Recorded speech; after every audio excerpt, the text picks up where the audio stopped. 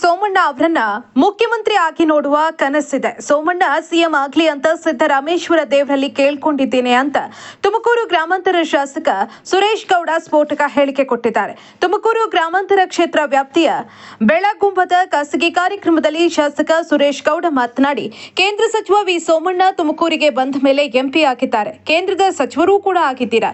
ತುಮಕೂರಿನ ಇತಿಹಾಸದಲ್ಲಿ ಸ್ವಾತಂತ್ರ್ಯ ಬಂದು ಇಷ್ಟು ವರ್ಷದಲ್ಲಿ ಯಾರೂ ಕೇಂದ್ರ ಸಚಿವರು ಆಗಿರಲಿಲ್ಲ. ಮುಂದಿನ ದಿನಗಳಲ್ಲಿ ಮುಖ್ಯಮಂತ್ರಿ ಕೂಡ ಆಗಬೇಕು ಅಂತ ಸಿದ್ದರಾಮೇಶ್ವರ ದೇವರಲ್ಲಿ ಕೇಳಿಕೊಂಡಿದ್ದೇನೆ ಎಂದರು. ಮುಂದಿನ ದಿನಗಳಲ್ಲಿ ನಿಮ್ಮ ಮುಖ್ಯಮಂತ್ರಿ ಆಗಿ ನೋಡಬೇಕು ಅಂತ ನನ್ನ ಕನಸಿದೆ.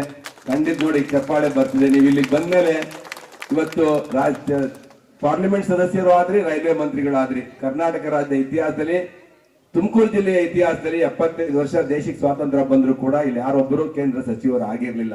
ನಿಮ್ಮ ಪಾದಾರ್ಪಣೆಯಿಂದ ಇವತ್ತು ಸಚಿವರು, ಸೆಂಟ್ರಲ್ ಮಿನಿಸ್ಟರ್ ಆಗಿದ್ದೀರಾ. ಮುಂದೆ ಒಂದು ದಿನ ಮುಖ್ಯಮಂತ್ರಿ ಆಗ್ಬೇಕು ಅನ್ನೋದು ಕೂಡ ನಾನು ಸಿದ್ದರಾಮಯ್ಯಲ್ಲಿ ಕೇಳ್ಕೊಂಡಿದ್ದೇನೆ.